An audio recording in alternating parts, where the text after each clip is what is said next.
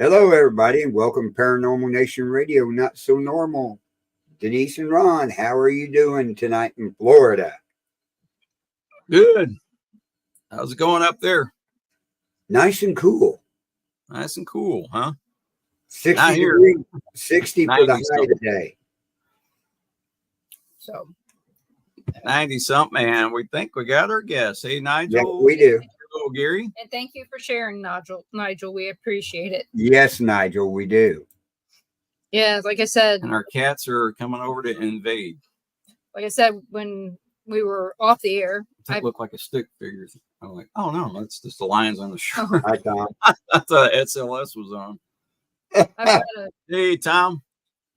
Hey, Mom. A migraine, so I may not stay here this whole time. But okay. I at least wanted to come and be on for as long as I could. Hey there. I did take some medicine, so hopefully I will be getting better as this goes on. Okay. But hey, Amy. Yeah, we got a lot of people jumping in tonight. Oh yeah, we got a great guest tonight. I sent a lot of messages directly to people to tell them, hey, we've got this guy coming on, and he is going to tell you a story that's going to make you change your mind about a lot of things. Right. So our guest tonight is John J. Davis. He is a near-death experiencer. And so let's bring him on and find out how he died and came back to life. We'll find out.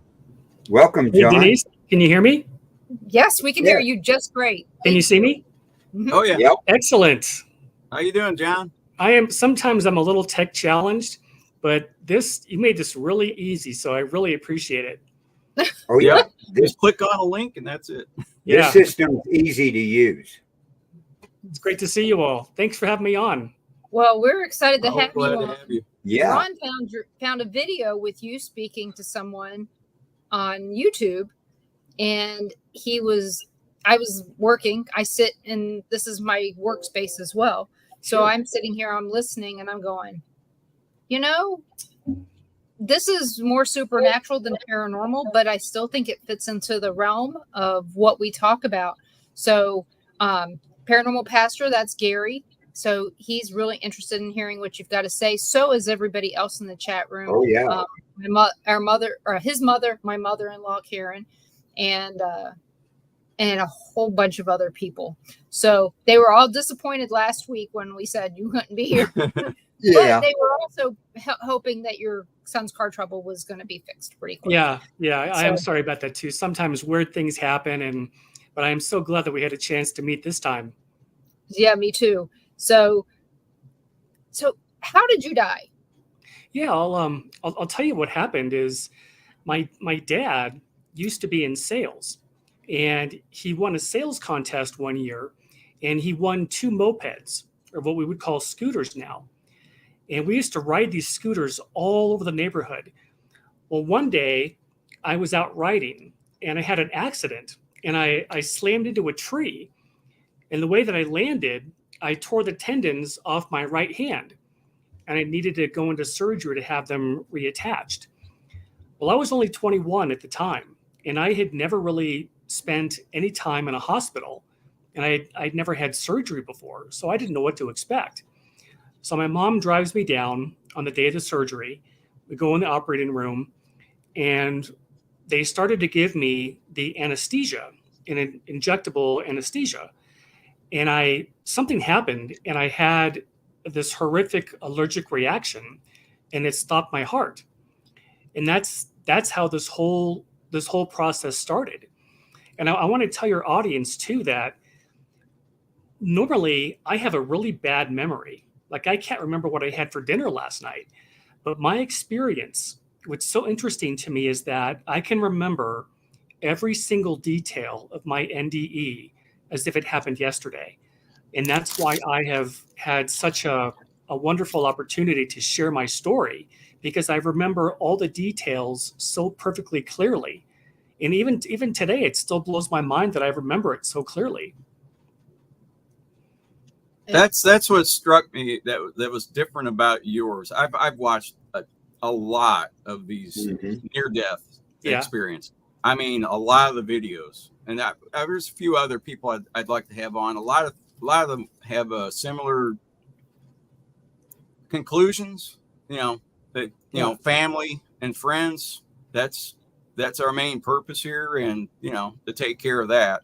Yeah. But and a lot of them said that they had other gifts.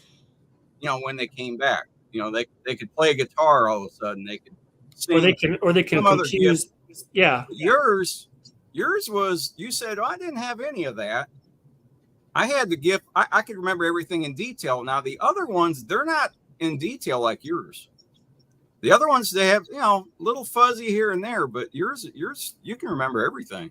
Yeah. It's and you really, think that was your gift. Yeah, I think you're right, because I didn't have any abilities to compose music. I couldn't hear angels or guides. I didn't really have anything unique except my memory. And Right. I think that is something that they gave me. I think it was a God thing, because I'm supposed to share my story. And that's always what I've done. And it's as clear to me as it was yesterday. And this happened in 1987, right? Yeah, 1987. I was 21 years old. Funny, so was I. Oh, that's funny. Yeah. Yeah, so that's how it all started. And what I want to tell your audience something too, to kind of set the stage a little bit. You know how a lot of people have what's called a kind of like a traditional near-death experience, where there's some kind of an accident or they're having surgery and the person dies and they find themselves floating above their bodies looking down at the scene. Yep. And then they become aware of a tunnel and they start moving down this tunnel. And at the end of the tunnel, there's a white light. And as the person's moving down the tunnel, they're met by somebody, a relative, a friend, a family member, somebody who passed before them. And they tell them it's not their time and they have to go back. And so we've never known what happens when you go into the light. But what they did with me is my whole story starts on the other side of that white light. I don't know how they did that, because I didn't go through the tunnel. I didn't see myself looking at my body. I was just, the whole beginning of my whole story starts on the other side of the white light. And I've always wondered, how did they do that? And I probably won't know until I get to go back. But yep. I look at all these different NDE stories as like jigsaw puzzle pieces. We all have these pieces of the puzzle. And I think my piece is that I can tell people what happens when they cross into the light. If there's nothing to be afraid of, that's how we all get back home again. So do you want me just to start telling my story? Yeah, go ahead. Go right ahead, because it's interesting. Sure. And if any of you have any questions, please feel free to interrupt me, because I have a lot to share. So here's what happened. So I woke up after my heart stopped. The very next second, I opened my eyes and I was standing in the most beautiful building I have ever seen. It was made of white polished marble, and it was a long, long building. It was so long, I could not see the end of it. My very first thought was, and I still remember this in detail, my first thought was, I had no idea the hospital was this big, because I didn't know throughout my whole story, I didn't know that I died. So I was in this beautiful building, and to the right of me were these white marble columns, maybe 20 or 30 feet high. They were about 6 feet apart, and they went all the way down this corridor.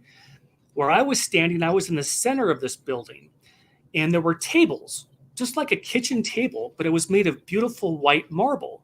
And again, there were tables all the way down, about 6 feet apart. And there were two people sitting at each one of these tables. Well, right about then, in my left ear, I heard, "My name is Alan. I'm your spirit guide." Well, I didn't know anything about spirit guides when I was age 21. There was no talk about spirit guides. So I didn't know anything about this person. I was just going along this whole process. Well, what happened is my guide, Alan, was telling me everything I was seeing. And that's how I'm able to share with people what I saw, because he was telling me. He was telling me that I was in the orientation building. It's the first building that we all come into when we finish our lifetime. And this was the most profound part. When I looked over to my left, there were these tunnels, and they looked like they had been cut out of solid marble. They looked like doorways, just like a regular door, but it was marble. And when I looked in them, it was like looking into space. And these tunnels were about 6 feet apart, and they corresponded to the tables next to them. And these tunnels went all the way down as far as you could see. And my guide said, those are the tunnels we take from Earth back to the other side, back to home again. And my guide said, look up at the next tunnel. So I looked up at this next tunnel, and there was a man coming through. He was an elderly gentleman. He was probably 80 or 90 years old, and he had his right hand covering his chest, like he had chest pain. And my guide said he just died from a heart attack. Well, the people that were at these tables, there were 2 people at these tables. My guide told me that these people are orientation counselors, and their whole job on the other side is to help people remember where they're from. For some, and I don't understand how this works, but whenever we come into a lifetime, most of us forget where we're from. We don't remember that the other side or heaven or the afterlife, that's our real home. Earth isn't considered to be our home. We're just here temporarily to learn and to experience. So these orientation counselors, their job is to greet these people when they come through the tunnel and remind them who they really are and they're back home now. So there was a woman sitting next to this table or next to that tunnel. She stood up. She walked up to this gentleman and she took his hands in hers and she led him back to the table, and they sat down, and she was holding his hands the entire time. And I could see her mouth moving. I couldn't hear what she was saying because I was still too far away, but I could see her talking to this man. And my guide, Alan, said, watch him. So as I started to watch him, and as this orientation counselor was talking to him, he began to change. And he turned from a man who was 80 or 90 years old, who had lived a long life here on Earth, into a man in his late 20s or early 30s. And the reason is when we were created, that's the age that we were created at. We're all in our 30s on the other side. You can appear really any way you want to, but we're all in our 30s. And I didn't think at the time to ask my guide, why is that? Why is that the case? And does it have anything to do with Jesus's life? And Jesus is dying at 33, but I don't know. I just know that we're all young on the other side. So all of a sudden he began to change, and he turned into a man in his early 30s. Well, he stood up after he went through what we call the orientation, remembering where you're from. You're back home now. You just finished your lifetime. Now you're back. He stood up and he walked to the right, and he walked down between these columns. He walked down 3 steps. Go ahead, Denise. No, I'm waving bye to one of our listeners. Yeah. Oh, that's a question. Yeah. So he walks down these 3 steps, and he walks into what I call the gardens. I don't know if that's what the other side calls this, but they were the most beautiful, meticulous gardens that I have ever seen. Beautiful green emerald colored grass with the most beautiful flowers and trees and plants that you have ever seen. It looked like a perfect English garden. And there were all these people there. There must have been 100 or 200 people that were there. And the reason that they were there is that's what we call the reunion. All the people that this man had known in his lifetime that crossed before him was there. And all the people that he knew on the other side were also there to greet him when he finished his lifetime. Well, and I don't know if this happens anywhere else in other planets, but the reason that this is a big deal to come to Earth, because it's the hardest of all the planets. So when we come here, it's a really big deal. So that's why when you finish your lifetime, everybody is there to greet you when you get back because you did something that many, many souls don't want to do. They don't want to come to this planet because it is so hard. So that was just neat to see that there's a reunion of all the people you knew in your lifetime who are on the other side waiting for you when you get back. The other thing that I sometimes forget to tell people is that not only do all of our loved ones, everybody crosses to the other side, but so do our animals. When God created animals, he created them with souls also, and they make the transition to the other side just like we do. So any pet that you've ever had in your lifetime, they will be there when you get back. And I just thought that's such a wonderful thing to look forward to because I think so many of us grew up with animals, dogs or cats or all the different animals that we had, and they don't really die, just like we don't really die. Now, I want to say, We got one we really don't want to see Yep. when she goes. no, She's bugging us right now. I think we just need to die before they do. Oh, yeah, I think we're trying to that's Yeah. funny. But no, I wouldn't. If I really didn't like them that much, I'd have them put to sleep. But I don't. I love them. Yeah. Did they give you any indication or say anything about the other planets? Yes. Or like how many there were? Yep. I'm going to get to that. Absolutely. Okay. Perfect. Yep. So that was so when we pass, we go through the tunnel, we go into the light, we end up in the orientation center, we remember where we're from, and then we have the reunion. And now what happened after that, this is when my guide started taking me to these different places. And the only thing I can think of is that you know what it's like to be in a college campus where you have your English building, your science building, your history building, everything is in one central location. Right. That's kind of like where I was on the other side. Everything was in one central location, but I only saw a small part of what's on the other side. Well, what he took me to were these different buildings, and he took me to the outside of every building first so I could tell people what it looked like. And then he took me to the inside and told me what it was for. Well, the building that I was in, the orientation center, there's a building in Turkey, the country of Turkey, that your audience can go Google. If you go Google the Temple of Artemis, Artemis, it looks just like the building that I was in, what the orientation center looks like. This long building with white marble columns all along the outside. And that's in Turkey, called the Temple of Artemis. Yep. Well, now, after this gentleman had the reunion, my guide took me to this beautiful, gorgeous Greek-looking building. It was a rectangular building, extremely large. Nothing like that do we have anywhere on Earth. These buildings were so large. And it was white marble with gorgeous white marble columns all around the perimeter. So he takes me to the inside, and we go into one of these rooms. And it was a round room. It looked like a round theater. And above me were all these different movie screens. Like when you go to see a movie, there's a big screen, but they were all in a circle over my head. There must have been maybe 15 or 20 of these screens. And my guide said, whenever anybody comes back from a lifetime, they all have to go through a life review. And all of a sudden, every single one of these screens lit up, and they were showing episodes of my lifetime. And every screen had a different age. Like one screen, it had a movie playing of when I was a little toddler. Another screen was showing me when I was in kindergarten. Another screen was showing me when I was riding my bike to school. And the whole reason for the life review is to see if you accomplish the things that you set out to accomplish in your lifetime.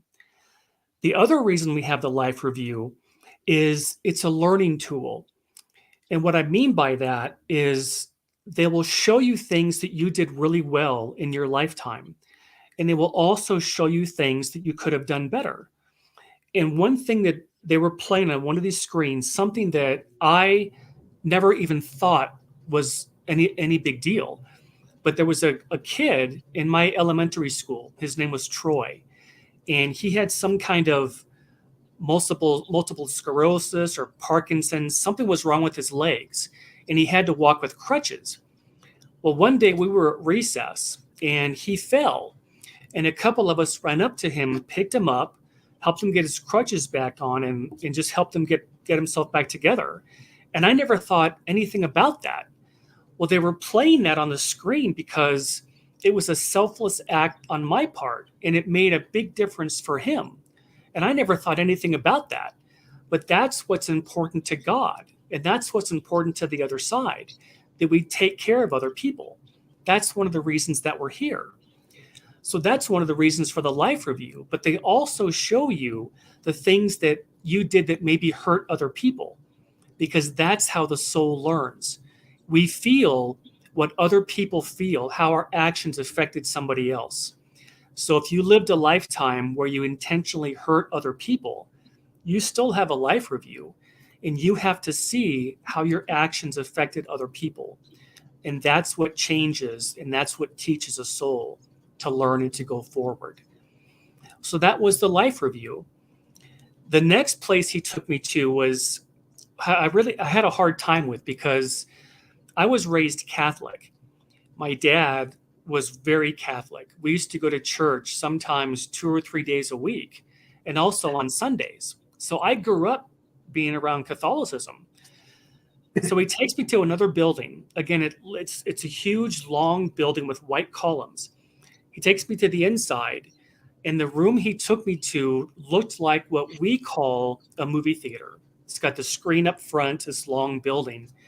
And he told me, I'm going to show you past lifetimes.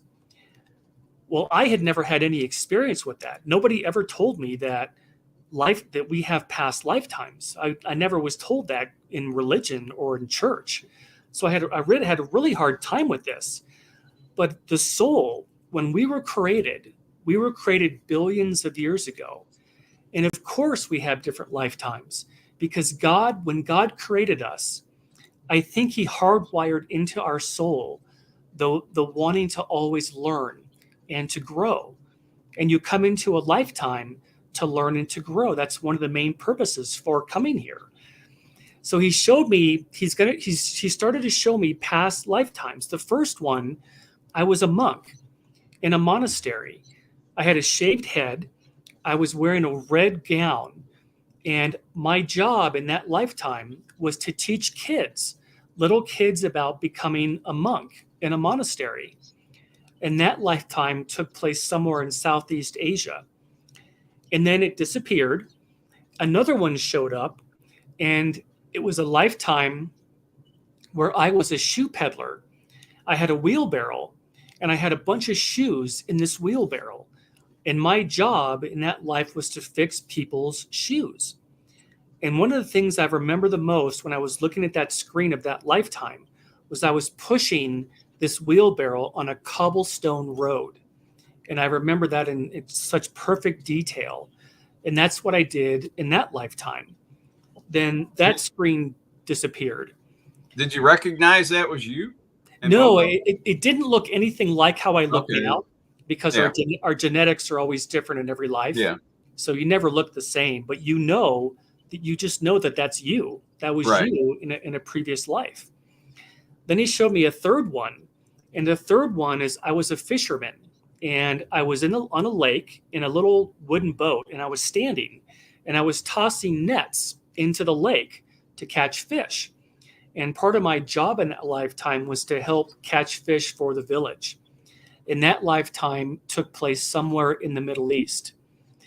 Well, I had such a hard time believing that past lifetimes were real because how I was raised. Right.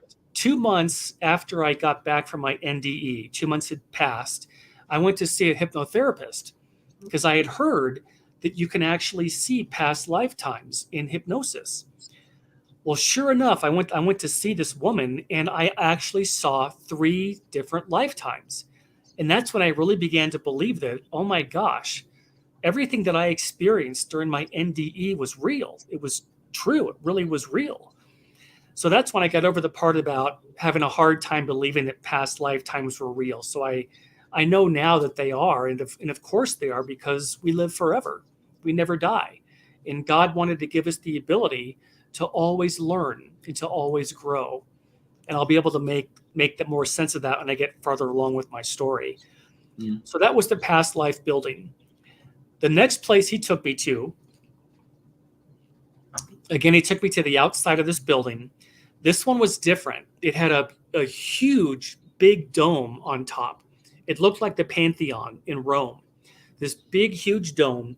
It was a round building, absolutely gigantic. And it had columns all along the circumference of this building. And for whatever reason, and I don't know why, but that's where we go when we want to plan a lifetime. And he took me in this building and he walked me up to a marble table, a beautiful white marble table. And there was one scroll that was folded, that was rolled up with a blue ribbon around it. In this scroll, it looked like what I would think Egyptian papyrus paper looks like, that kind of brown coloring. And what it was is when we plan a lifetime, we write on these scrolls what we want to accomplish in our lifetime. And it's very detailed. It's got what country are you going to be born into? What language are you going to learn? Who are your parents going to be? All these different things. Are you going to go to a university? Are you going to have kids? What kind of career are you going to pursue? All these things go into a lifetime. So I picked up the ribbon I picked up the scroll and I took off the ribbon and I unfolded the scroll on this table. And I immediately noticed that the writing looked like it was calligraphy. Remember when you were a kid and you had that ink pen, you dipped it into the ink well and you had like a little session on how to draw with calligraphy? That's what it looked like. And it has all the different segments of your lifetime. And the best way that I can explain it, it's like what a lot of us do when at the end of every year, when we have a New Year's resolution for the next year. We write out the goals we want to achieve. We want to lose weight. You want to change jobs or have a different career, whatever. And that becomes part of your New Year's resolution. Well, that's kind of what it's like when we write out these scrolls. We write out all the major events of our lifetime, what we want to learn and accomplish. Well, when I went to try to read what my scroll said, it folded up again and I wasn't able to read it.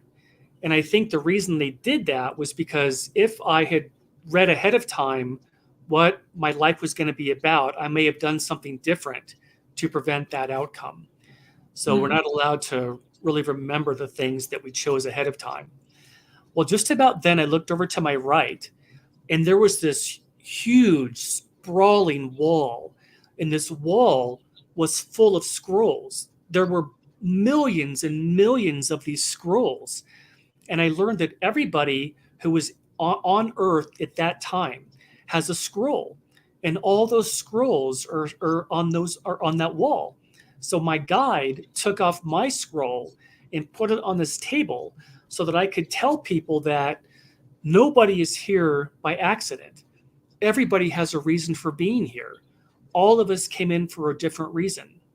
And we're all here trying to learn our lessons, to learn the things we wanted to learn, and to experience everything we wanted to experience. And one thing I get asked a lot is, why do we actually come here? What's the reason? Well, the primary reason is that on the other side, there is no negativity. There's nothing you have to work through. There's no conflict. There's nothing to work through, because it's a perfect world. It's the perfect place that God created for all of us in eternity. And the reason we come here is because on Earth, the best way that we learn something is when you go through something difficult. If you look at your life, you think everything that you've been through has made you the person that you are today. And on the other side, we don't have that kind of opportunity because there's nothing to challenge yourself with. So that's why we come here. And we'll talk about in just a little bit about the other planets, because there are multiple other planets available too. In fact, that's I'll jump into that right now. My guide took me to another building, and this one looked like a sports stadium, like you would go if you're going to see a football game. This huge, gigantic stadium. So then we go on the inside, and I remember this so well. There were thousands of seats in this building. It was like an auditorium, and all the lights were on, and it was really bright. And it had a domed roof on the inside. And what it was is I was in a planetarium. Wherever my guide took me on the other side, he took me to the building that there was a planetarium there. And there was a man on the other side. People have jobs, kind of like we have jobs here, but we don't have to work to pay bills or make a living. You do what you love to do on the other side, whether you like to paint or you're a writer or you like to build things, whatever you like to do, you can do on the other side. So there was a gentleman behind me who was in charge of the planetarium, and he knew everything about the universe, galaxies, planets, and suns and solar systems. That's what he loved to do on the other side. Well, he spoke to me and he said, "Let's begin." And all of a sudden, all the lights went off. It was pitch black. I sat down and I looked up at the ceiling. And he said to me, "When you look at the stars, this is what you see." And what he was referring to was that everybody on Earth at that time, back in 1987, just the layperson, this is what they know when they look at the stars. And all of a sudden, he started showing me pictures of our solar system.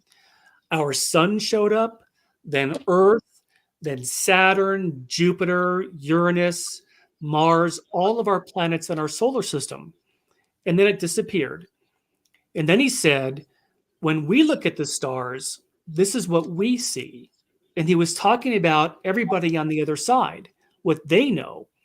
And all of a sudden, he started showing me planets. First, there were dozens, then hundreds, then thousands, and millions of planets he started to show me. And he said to me, "There is far more life in the universe than you possibly know." And I think that there were two reasons why my guide showed me this. The first one was to tell me that we're not alone in the universe. Earth is not the only inhabited planet.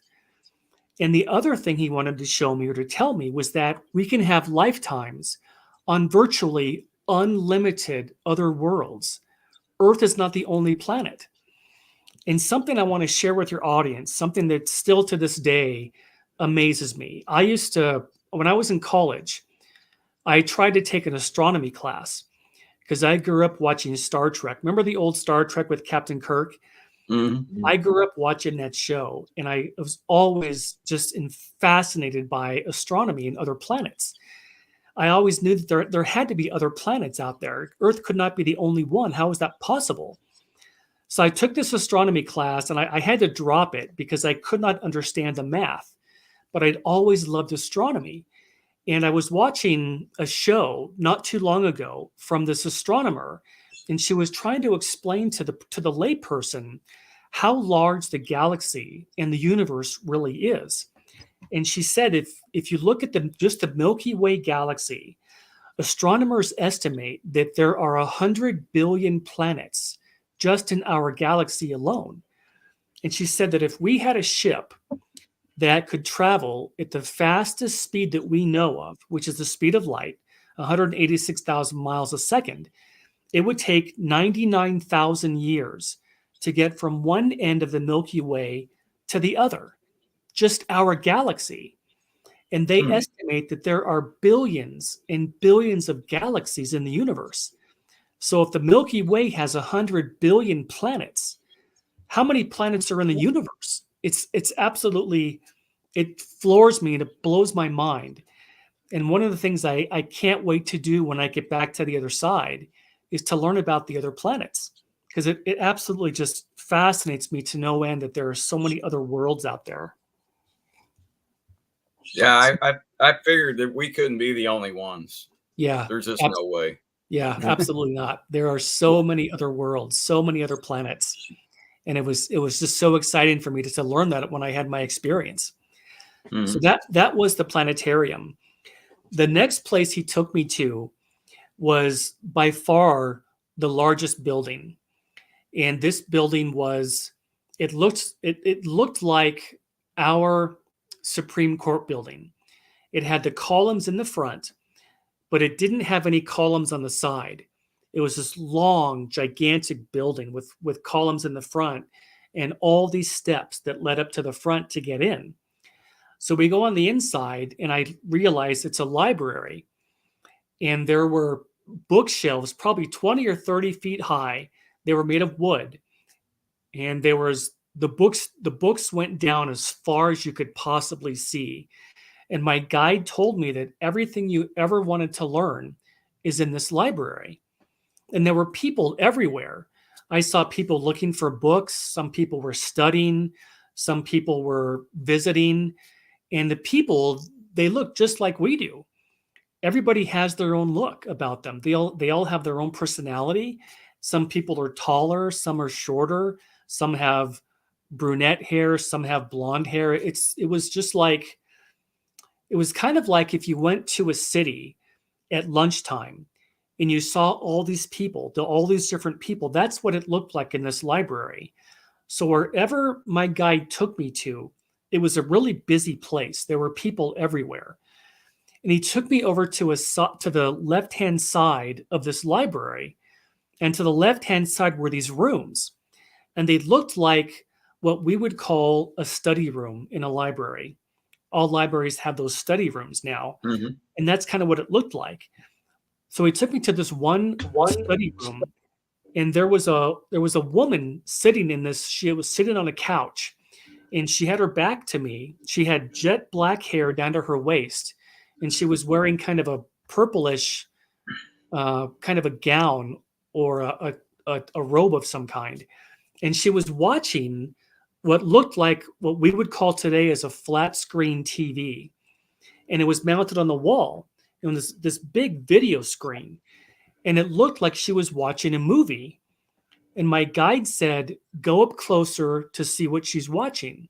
So I got closer, and I could see that she was watching a battle. It was a battle that took place between Native American Indian tribes and the United States cavalry. And I thought maybe she was watching a movie. But my guide said she was watching actual history. What this woman was doing was she was interested in learning about a particular episode of Earth's history about 200 years ago.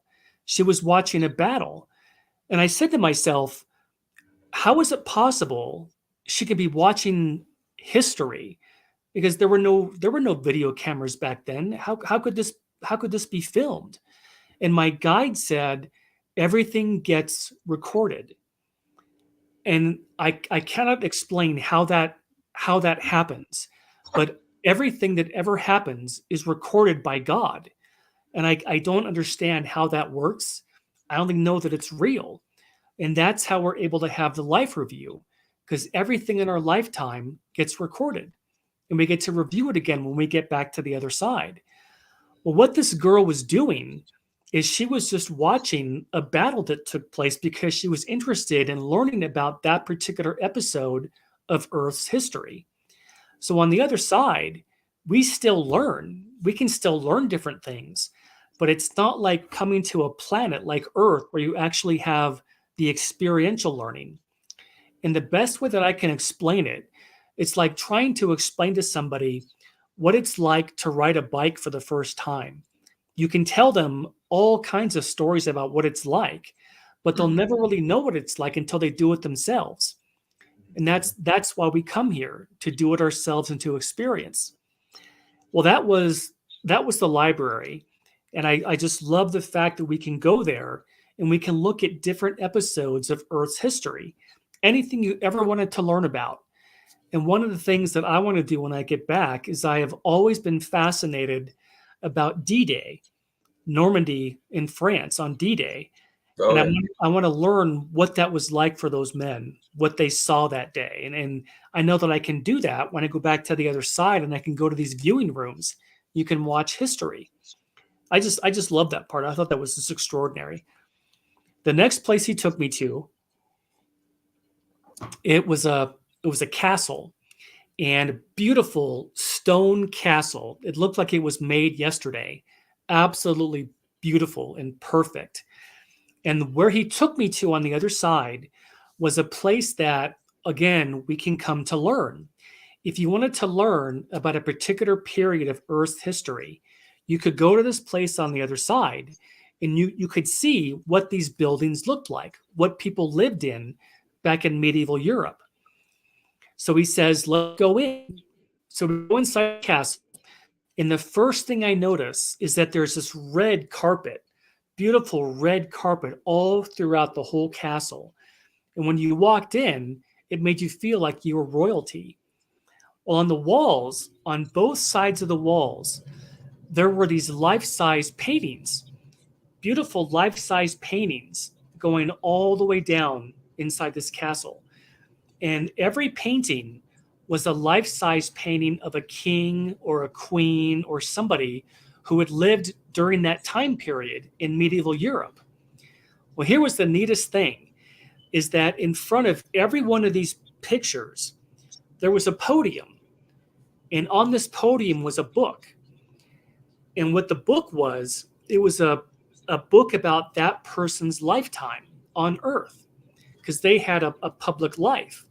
So if you're on the other side and you wanted to learn about medieval Europe, you could go to this place where you could see the castles, what these people lived in. You could walk in, you could see what they looked like and what they were wearing.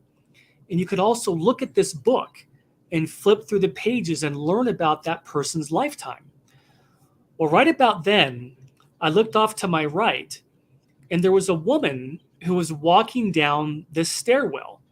You know how back castles back then had those round stairwells you walked up? Mhm.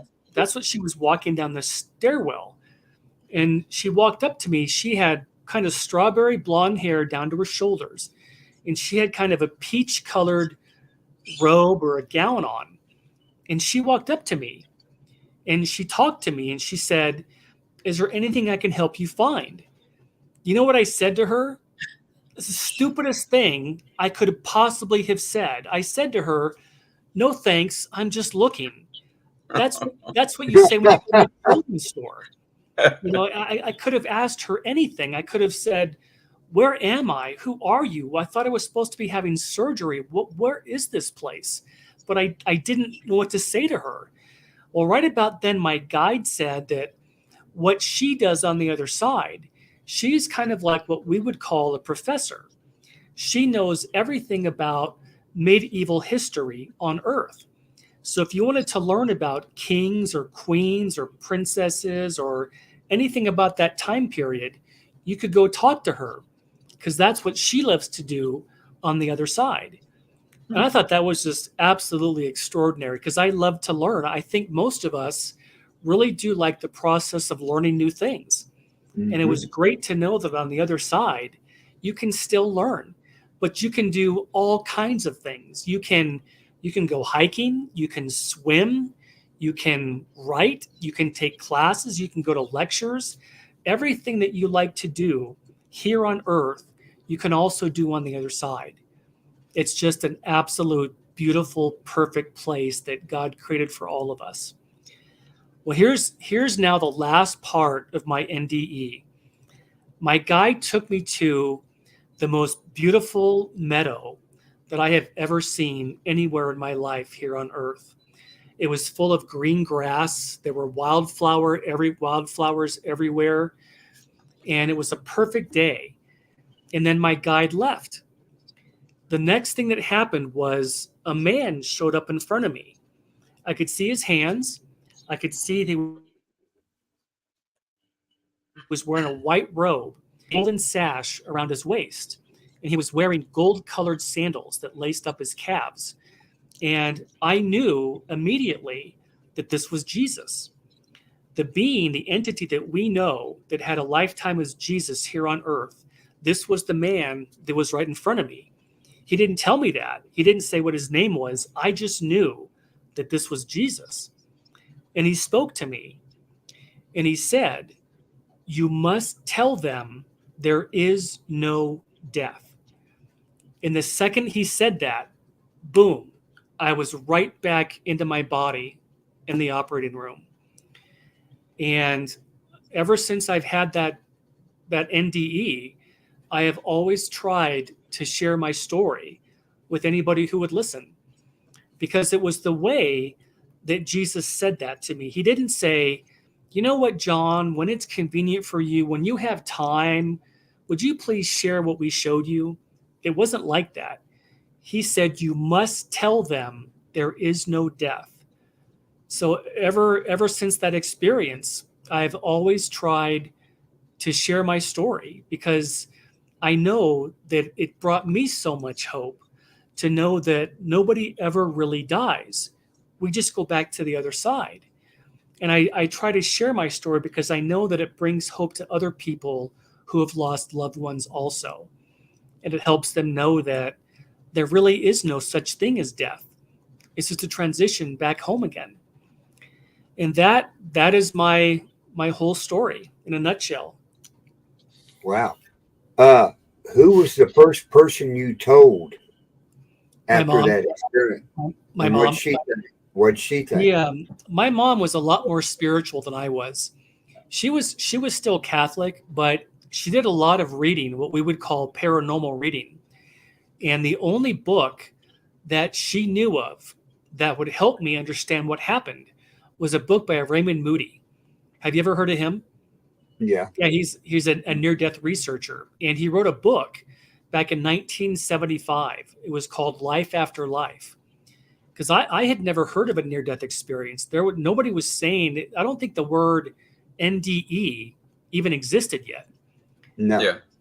So the only book that I had to read through was Raymond Moody's Life After Life. And when I read that, I realized that I had an experience of the other side of home.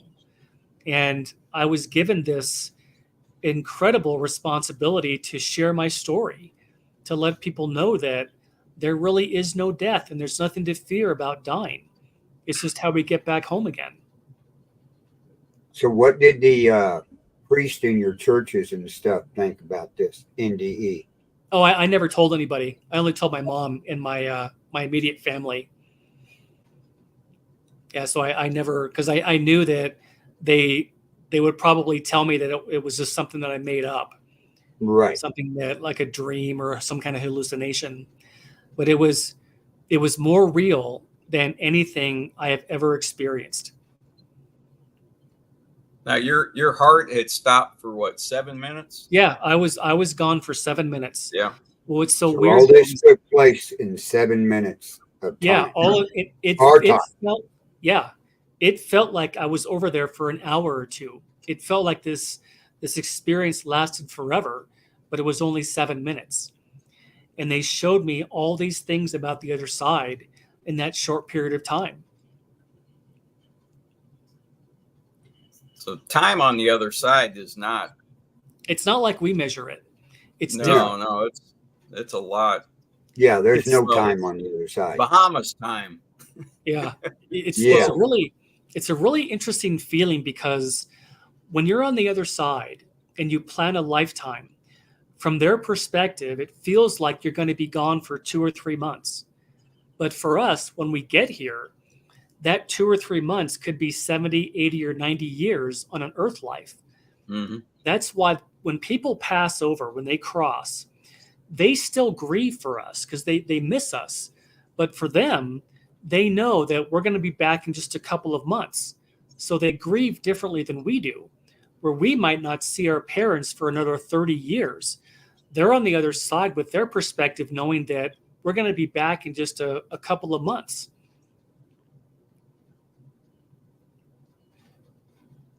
So a lot of the buildings you saw up there look pretty similar to some of the ones we have here on Earth, right? Exactly. If you go to Greece or go to Rome, you'll see what a lot of the buildings looked like. They looked like perfect, beautiful Roman architecture, Greek architecture, and a lot of them had those white marble columns all along the outside. Absolutely beautiful. I've never seen anything on Earth that was ever as beautiful as what I saw when I was over there. These buildings are absolutely breathtakingly beautiful.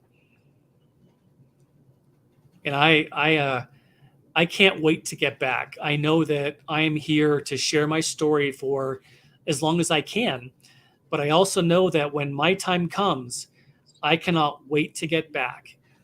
And what's interesting too is when a person dies, it feels like stepping out of your car or taking off your jacket. That's what it feels like. It's such a simple process, the actual process of dying. It's just so easy. And everybody does it. We've all done it many, many times before. And it's how we get back home again. So who do you want to see in concert when you get back? You know who I actually want to see very much? I want to meet Bruce Lee.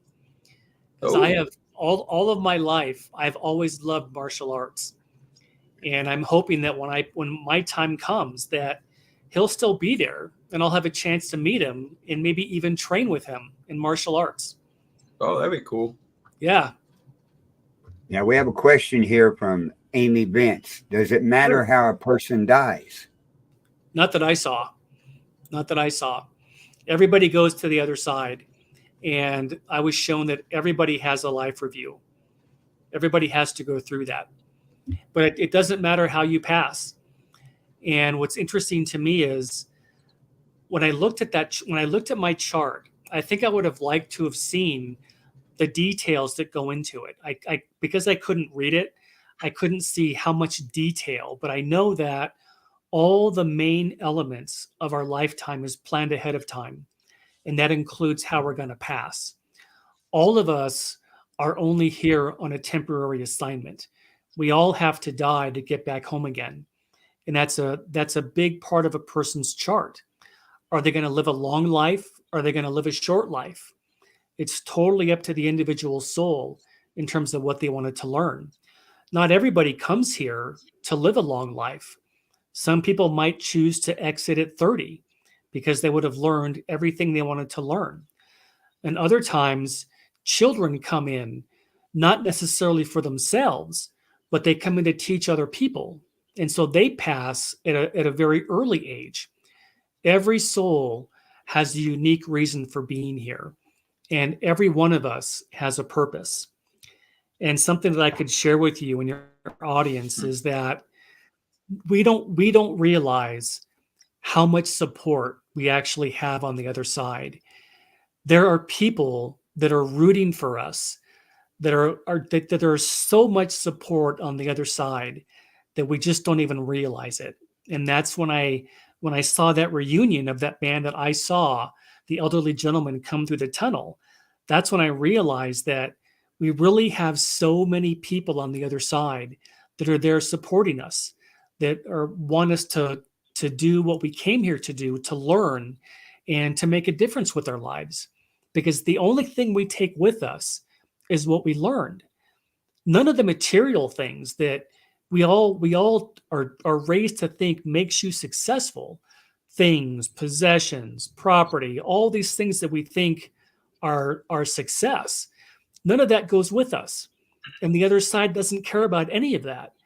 The only thing they care about is did you learn what you came to learn, and did you try to make a difference and help other people along the way? So any more questions?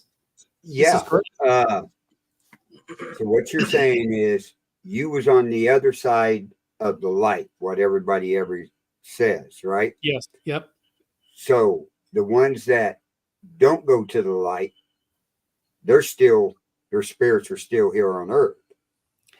Yeah, I wasn't told this by my guide, but I have read that you don't have to go into the light. Nothing is forcing you to. And I think that's where the idea of earthbounds come from, or the idea of a ghost. But at some point, everybody will cross into the light. And I don't really understand why a soul wouldn't want to cross into the light. Because the one thing that I felt so strongly when I was having my NDE was that on the other side, you can feel God. You can feel how much this being loves and cherishes every single one of us. It's the most extraordinary thing that I have ever felt in my life. And we don't feel that here on Earth. And I don't know why. Earth is kind of like the opposite. When you come to an Earth life, it's almost like you're in a battle or a war and you're in a foxhole without a radio. You feel like you're cut off. That's what it feels like. And that's when I came back from my NDE, I went through a horrible, horrible depression because I did not want to be here anymore. I wanted to be back there again. I didn't want to stay here. How was I supposed to live my life when I was 21 years old, knowing what the other side is like, knowing how wonderful and how beautiful and how much joy and peace and love is there? And the only thing that helped me was what Jesus told me when he said, you must tell them there is no death. And that's when I realized that, okay, they gave me this assignment that I'm supposed to share. And that's kind of what pulled me out of that depression, was the ability to share my story and to give people hope that they may not have had before. I thought that was interesting when you said that you kind of pick your life, how long you wanted to be on Earth. You get to pick your parents. Yeah. Yep. There you go, Mom, Dad. Exactly. I picked you, so But how do you know what to write down for your next life, what you want to do? How would you know that? I don't know. I think you would maybe write down things that you want to learn. Do you feel like you want to learn more about compassion, or do you want to learn about understanding? Do you want to learn about loss? Because on Earth, it's the only place where you ever lose somebody. On the other side, nobody ever dies. That's our permanent state. So we all come here to learn different things, to learn maybe about what it's like to have loss in your life. Maybe you want to experience what it's like to lose your parents, or to have a job loss, or any number of things people come here for. But it's all just for the sake of learning. Pretty crazy, huh? Yeah. It's crazy. First thing that pops in my mind when you're saying that is, who was it the Scrolls when they wrote down, well, I'm going to go back and be a serial killer? I don't know. I've wondered that myself too. I don't that's know. kind of strange to say, but oh, I know. I have thought that before, and I don't have an explanation for it. I don't understand. And I've heard people say that people come in with the idea to murder somebody because that person wanted to experience that. And I don't know if that's true. I didn't see that. My guide didn't tell me anything about that. All I know is that we all have scrolls. And I also know that God created us with free will. All of us have free will. And when you plan a lifetime, everybody has goals, but nobody holds a gun to your head and says, this is what you have to do. It's when you get here, the major elements of your lifetime are going to happen. Like, what country are you going to live in? What language are you going to learn? Who are your parents going to be? All those major elements of your lifetime are going to happen. But every other thing that happens, there are infinite things that can happen, all different types of possibilities. And we can't plan for every single contingency. We just all try to do our best while we're here. Did you know your spirit guide? You said his name was Alan. Did you? Yeah, know I had never even heard of spirit guides. I've heard of angels because we were always told about that in church. Right. But I had never known that we have spirit guides, and all of us have guides. They help us plan our lifetime. They help us choose the experiences that we're going to have to help us learn what it is we want to learn about. And they're with us during our entire lifetime.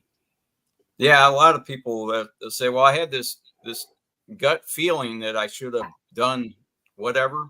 Right. Yeah. But I think that's maybe the spirit guides kind of nudging us that way. I think so too. I think that's how they communicate with us, is through dreams. I'll tell you a dream that I had about 8 years ago when my wife's dad died. About 3 days after he died, I had a dream about him. He came to me in a dream and he spoke to me and he said, everything is going to be all right. We're all going to be together again. There are no accidents. And then he said, give it everything you've got. And please tell my family I'm okay. And I wrote it down. I woke up and I told my wife, I just had a dream about your dad. And so I wrote everything down so I would remember it. And that has been one of the most extraordinary things I've ever had happen, was to have that dream. And he said, give it everything you've got. So when you're here in life, do your absolute best. Learn everything you can, because that's what you take with you when you leave. Well, like Tom says here, what if someone takes their own life? Suicide. Yeah, they take into healing centers on the other side. Nobody's punished. There is no hell. God doesn't send anybody into hell. Suicides, nobody wants them to take their lives. The other side wants them to finish their lifetime and complete what they came here to learn. But nothing happens to them when they cross over. They're given the support, the love, the kindness, and the care, because they really got lost along the way, and they lost themselves, and they believe that the only way to stop the pain is to take their life.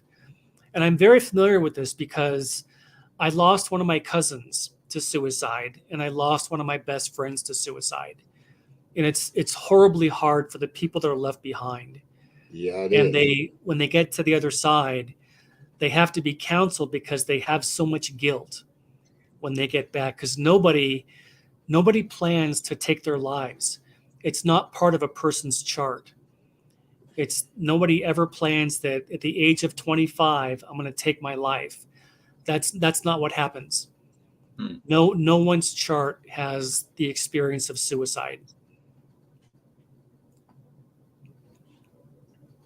Makes sense. Yeah. Now, how about my wife Denise says, how about murder? Yeah. People that commit murders. I don't know. I have heard my guy didn't mention anything about that. And I know that on Earth, horrible things happen here. And I think this is a very dark world, and things do happen. And I don't know if a person chooses on the other side to murder somebody. That I don't know. Right. All I know is that because we were given free will, we have the option to choose a path of light or a path of darkness. And there are souls who have chosen to turn their back on God. And I don't understand why. I don't know if that's anything to do with Satan or if there really was a fall. In Catholic teaching, we're told that there was a fallen angel named Satan. Yeah. Who took a lot of angels with him, and that Earth is their hell. It is their world. And I don't know, because my guy didn't mention anything about that. Yeah. But all you have to do is turn on the news every day to know that there is darkness here. It does really exist. And all of us are fighting against that. But I don't understand if people come in with the express purpose of harming other people. I just don't know. Yeah. Have you ever seen Alan again? No, I never have. Okay. I've never talked. I mean, I talk to him all the time, especially when I drive my car, but I never hear him. I know he's there because I know our guides are with us all the time. And something else I can tell you is that everybody on the other side, they can hear us if we talk to them. So if you've lost your parents or you lost friends or relatives, you can talk to them and they can hear us. What I don't know is if they can hear us when we pray. I know God can, but I don't know if our loved ones can hear prayers. but they can hear us when we talk out loud to them.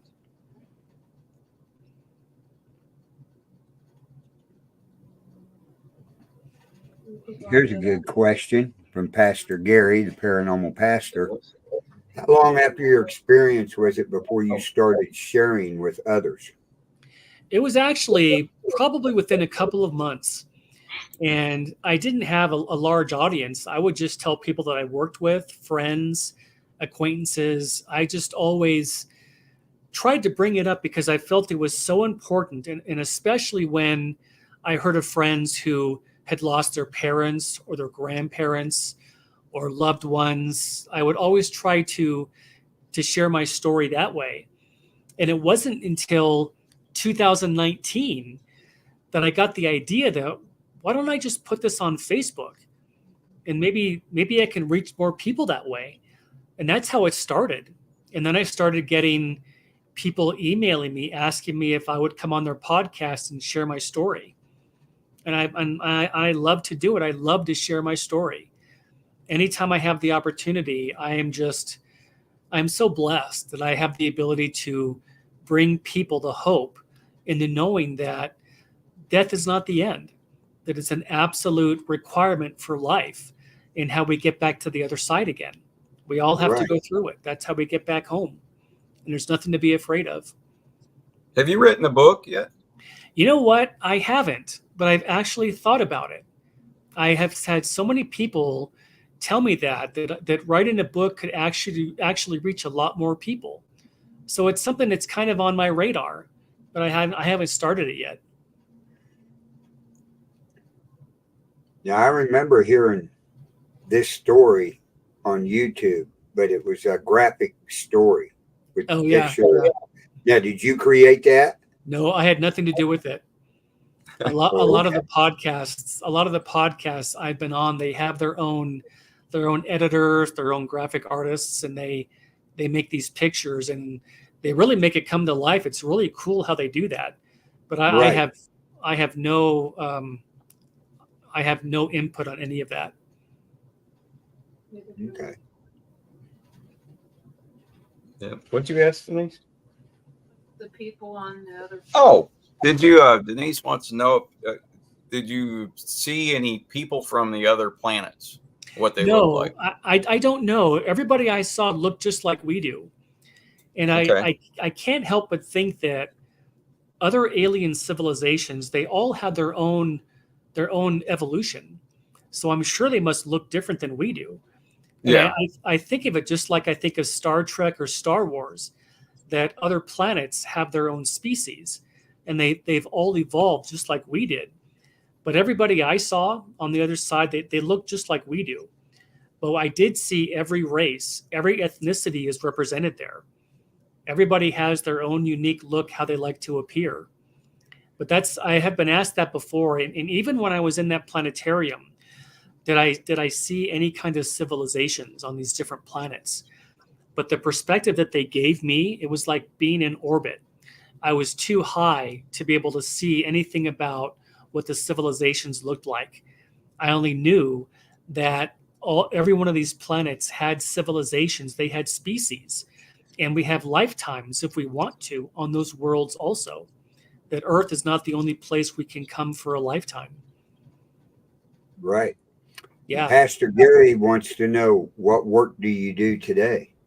My wife and I, we have a little transcription business, do medical transcription. Mm-hmm. But mostly what I pretty much, I guess I'm kind of retired because I try to do this most of my time. I do this full time, just share my story.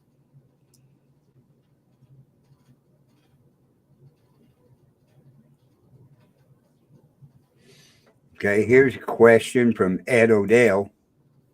Did you by chance get a feel or perhaps their lifespans? Of our life? All I know about that is all of us choose when we're going to pass. And some of us choose to have long lifetimes into our 80s or 90s. And some of us choose to go much earlier than that. And I can tell you a story about that. My wife had a friend when she was growing up. Her name was Julie, and it was her best friend. They spent years and years together. And Julie had always told her mother that she wasn't going to be here past the age of 18. And she would always say, "Oh, Julie, don't be ridiculous. You're going to live a long life." And she would always tell her parents that, "No, Mom, I'm not supposed to be here past age 18. Well, when she turned 18, about 6 months later, she was killed in a car crash. So I know that all of us come here for different reasons. And we come here to live different lifetimes, different lifespans. Some of us can learn what we want to learn, and then we go home at a young age. And some of us want to stay here and have long lifetimes because we want to learn different things. It's strictly up to the soul. And the one thing I learned too about that is nobody tells us or forces us to come into a lifetime. It's totally up to us. There are many, many souls on the other side who don't want to come to Earth because it is so hard. They choose to go to other planets, other worlds for lifetimes, because this one really is the hardest. Earth is the hardest of all the planets. That's interesting. Yeah, isn't it? It is. I believe it. Yeah. It's not easy. No, it's not. It's not easy. The challenge every day. Yep, it is. Like you said, we always hear the story of people trying to go to the light on this side. Yeah. You're the only story I've ever heard of what's after the light. Yeah, that's why I wanted him on here. Right. I know I always think of it as being a piece of a jigsaw puzzle that we're all trying to put these pieces together. And the biggest piece of the jigsaw puzzle that I got was that part about what's on the other side of that white light. What is actually there? And that's the very first step we make when we go back home again. At the end of when our lifetime is finished, we end up in the orientation center. Well, if you're in the orientation center and you was there and you seen the one guy holding his chest that had a heart attack, what about the other 2 million people that die every minute? Yeah. They went to the light or not passing through the light, or I don't know. All I know is that it was very, very busy. Where I was, all these people were talking to other people that had passed over. And the one thing I don't understand, and I still don't understand to this day, is those people who were called the orientation counselors. All of them they're at these tables corresponded to a tunnel.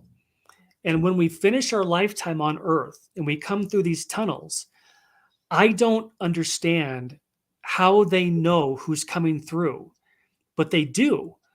There were no computers on these tables. There were no papers. I don't understand how they know who's going to come through and when, but they do.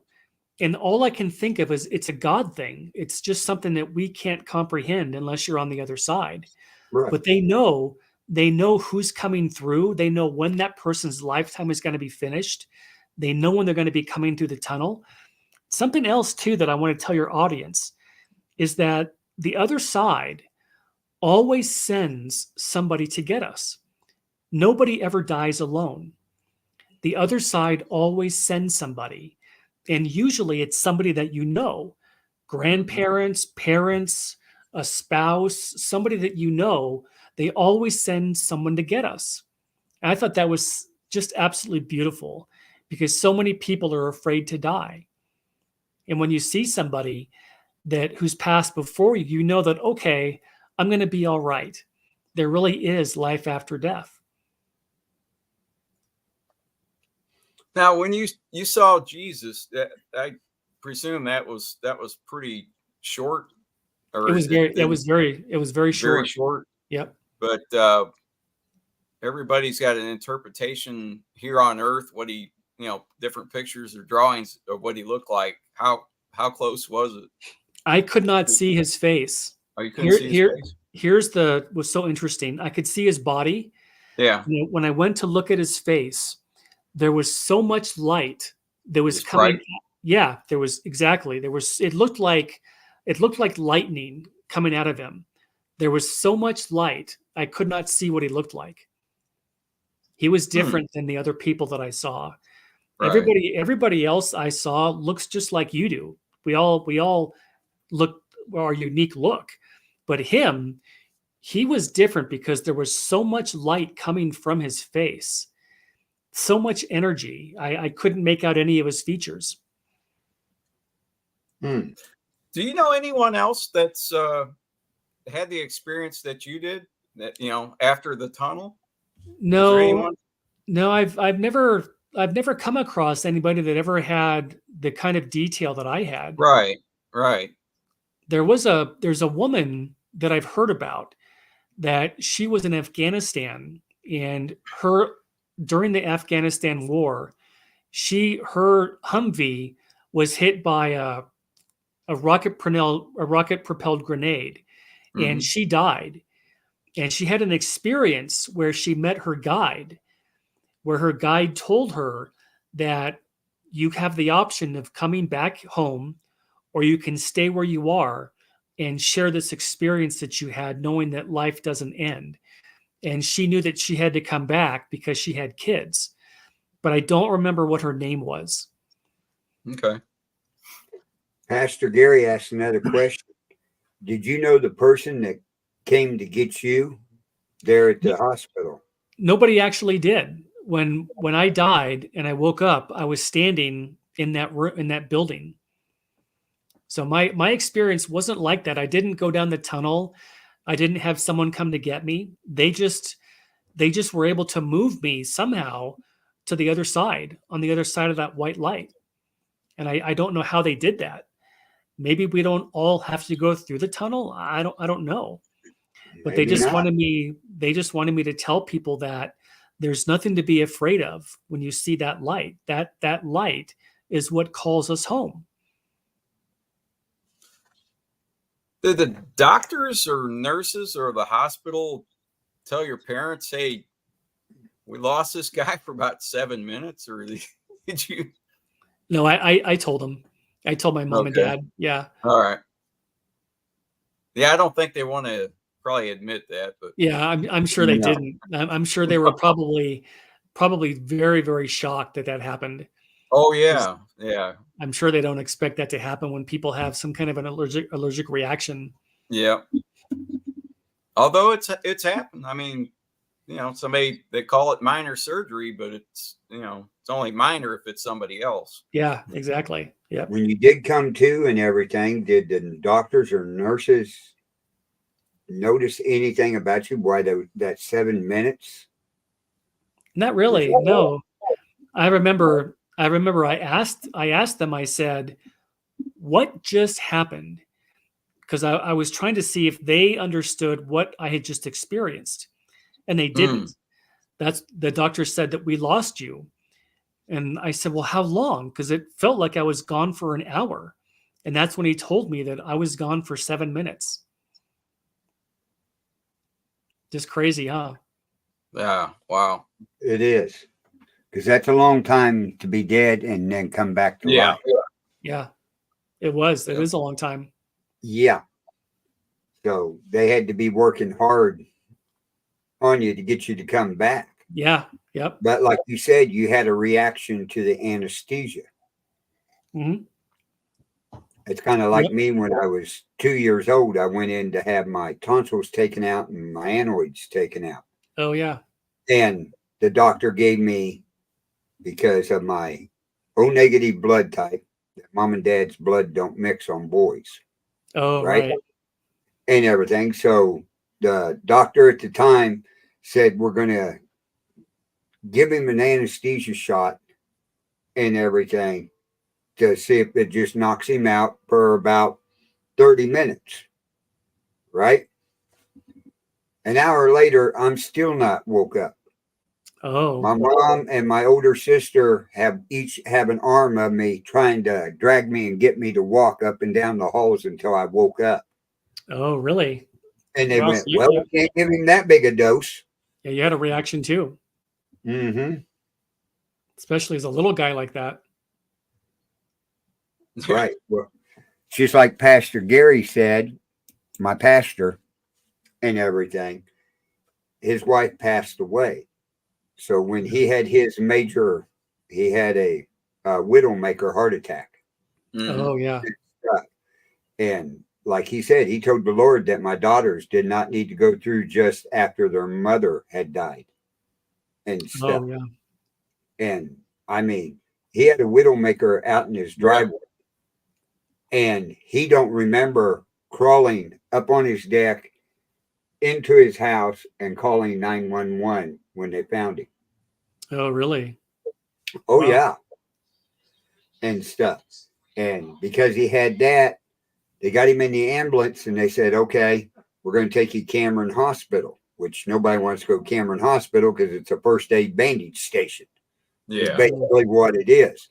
He goes, "Take me to Liberty, the big hospital where they work on your heart and everything, right? Mhm. Up here where we live at." And they said, "Well, if you start having another heart attack, we have to, by law, stop at Cameron to get you stabilized."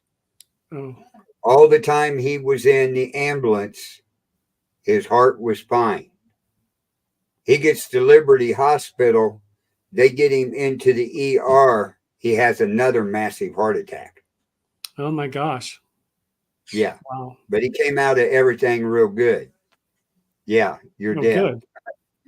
Yeah, it's what, 20 miles between those Cameron and It was 20 miles to Cameron and then Yep. another 25 to Liberty yeah. and stuff. So 45, say 45 minutes to an hour. He was in that ambulance and everything and didn't have no heart issues or anything. And they get him down there and said, "Well, we think he was having a heart attack when we found him, but everything's cleared up." Then he had another major heart attack. He said, "Yeah, he had one." It must have been someone was looking out for him, it sounds like. Yeah. Oh yeah. I would say his wife was looking out for him because she had just passed just a little while before that. She died of COVID and everything. Oh. And yeah, it was rough. But yeah, we lost a lot of good people from that. Mhm. we did. We lost a lot of good people. So, Well, gentlemen, yeah. I gotta go. I gotta go feed my dogs. Okay, I was going to say, I think. Okay. Well, John, we want to thank you for coming on here and sharing that story. Well, I so enjoyed it. I want to thank you all for having me on. And if any of your audience has any questions for me, I want to give you my email. That's the best way to reach me. And my email is johnjdavis65@icloud.com. Okay. If you have any questions for me or people want to just talk or chat, they're more than welcome to email me. I get back to everybody. It takes me a little bit of time, but I get back to everybody. Well, we got a lot of people over here in the chat room that I know do podcasts. So you may be getting invited for some more podcasts. I would be happy to get that. I would be happy to share my story anytime I can. I'm always happy to do so. Right. Yeah, like I said, I watched your video on. I've seen a lot of these and near death experiences, and I said there's something different on this one. I said, in fact, there's a lot of different.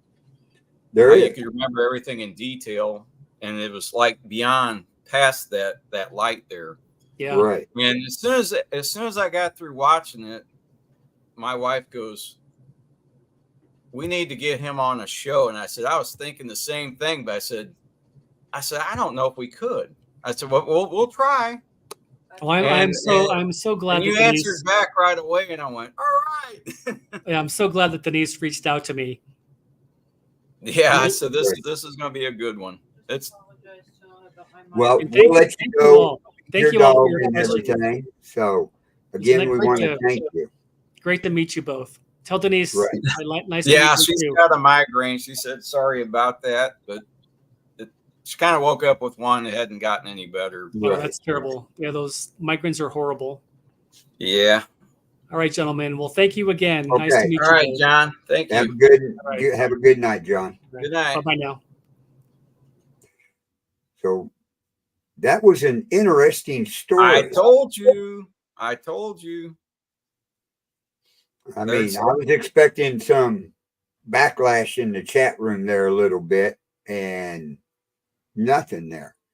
Yeah, like I say, he's, as a matter of fact, I mean, he just tells you what he saw. When he started his story and said he was in there for the scooter wreck that his dad had won, and I went, yeah, oh, I've heard this story on YouTube. Yep. And stuff with the graphics of everything he described, they had in a picture they developed. Oh, yeah. On there. Yeah, I remember seeing that. Yeah, I mean, they could add graphics. There's some people, I mean, you could describe what something that you saw, and they could do it. Just, like the police. Oh, yeah. What do they call them? Well, they can do it through AI now and everything. Yep, Suze, you need to watch it. Suze, you need to watch that. And everything. He'll have it. He's got his email at the end. If you want to ask him any specific questions, he will answer. John J. Davis. 65 at iCloud.com. 65 at iCloud.com. Right. I know. And anybody that wants him on their podcast, contact him on that email.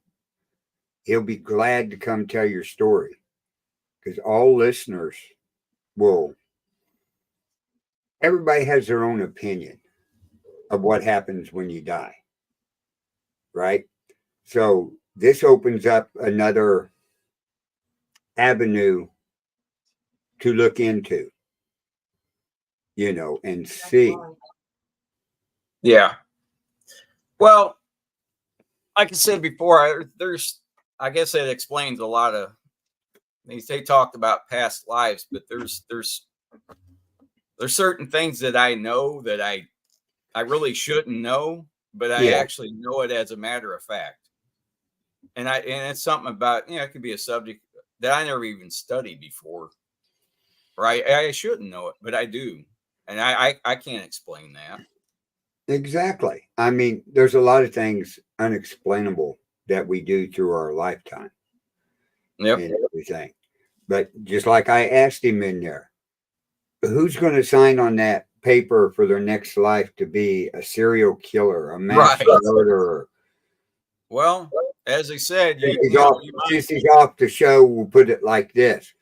Who would sign down there that they want to be the old Biden? Yeah. Who would want to do that? Free will. That's free will, I guess. I guess that's called free will. So, because I guarantee they wouldn't let you come back. It would be bad. I mean, yeah. But you're right. I mean, you're not signing up to be a serial killer. Nobody is going to actually do that. But the only part that I disagreed with him on is when he said there's no hell. Yeah, there's a hell. There's evil. They may not have showed him. That's what I'm thinking.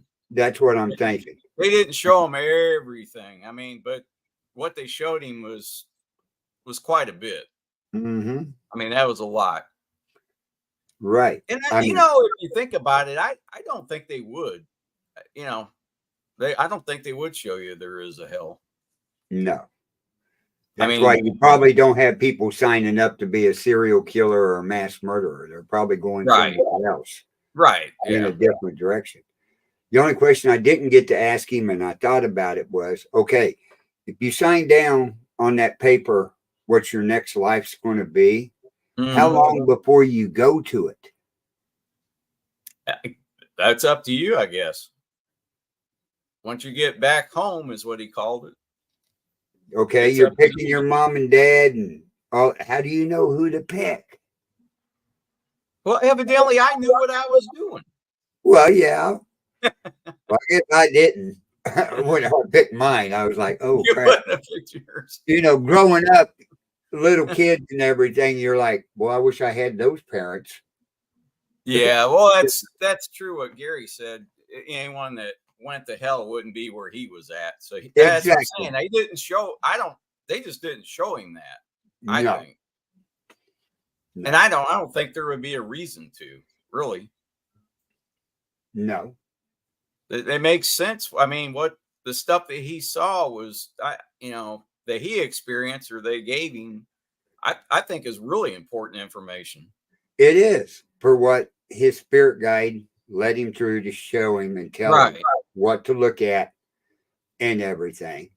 And then at the very end, to end up in this beautiful pasture field with Jesus Christ in front of you and everything. And like I said, when you ask what he looked like, no, you're not going to see him because his glowing face. We're all in the image of God. So, yeah. It was quite the story. I mean, we had great listeners. A lot of people came in to listen to it tonight. Crystal says, I don't believe it's a choice for us. I kind of go with Crystal's there. I think they already have it picked out for us. You just might initial it that you accept it. Oh, what you want to. Yeah, okay. What you want to experience or what you want to learn.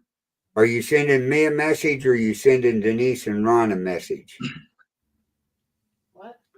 From Rollside Paranormal. That's Laura. That's Julie. I know that's Laura. Or Julie sent, yeah. Oh, sending it to Julie. Okay. Yeah, send it to Julie. Okay. Oh, yeah. I'm hearing mumbling in the back here. It's Denise. We hear that when we're on investigations. The mumbling in the background. But yeah, I know Denise has got a major migraine. I could tell when she first got on here before the show started. Yeah. Before she even said anything, that she was not feeling good at all. She laid down for a couple hours. And I haven't seen her. I haven't seen her have one of these bad migraines in a long time. Yeah, it's been a while. So I want to thank everybody in the chat room for joining us tonight and everything. I mean, it was a fantastic show.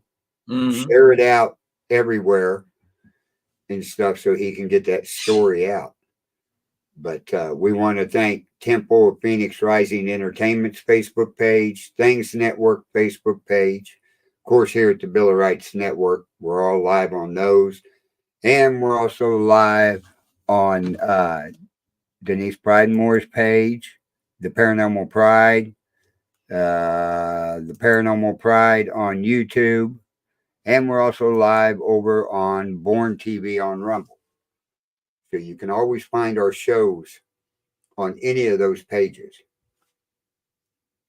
Yep, right. Gary, the kids in South Carolina do have water and electricity. They just got their electricity back on yesterday morning. Good. Yeah, good. Or Saturday afternoon, maybe. Right. And your daughter and son-in-law got their garage taken care of or getting it taken care of? Not yet. I don't think anyone's come out to look at that. Yeah, the roof caved in above the garage. But from all this, they did learn how to use a grill outside. Oh, well, good. Barbecue grill, yep. Hey, easiest thing to use. I know. If everything goes out, you got to learn to barbecue. Yep. There's some way of always start a fire and stick a hot dog on a stick. When they're saying you could be no electricity for over a week, everything's going to go bad. So I said, you need to get it out of the freezer or refrigerator. Go ahead and cook it on the grill. Yeah. All these electric companies are sending their guys down there to work. I don't know if my buddy Scott, the one I deer hunt with, I haven't heard from him. He signed up for it after he retired. They wanted him to go down, do different things. So I don't know if he went down there or not. Yep, my cousin's kid, Noah, came down from Jeff City. He's down. Well, he was in Florida. I don't know if he's moved anywhere else from there. But my cousin saw him up in the boom and gave him some trouble. Yeah, but all our prayers have got to be for everybody over there in Georgia, the Carolinas, Tennessee, all up and down in Florida for what's going on, because our government's slow on helping people in this. Well, this government. Yeah. This particular administration sucks. It does. And every agency with it. Yeah. It's got to go. But I think we're going to end this show and everything. I got to get ready for the next show, the Conservative View. We're going to be discussing and showing the vice presidential debate on there tonight. So everybody join us here on the Billerites Network, and we'll see you next week here on the Paranormal Nation Radio, Not So Normal. Have a good night. Good night, everybody.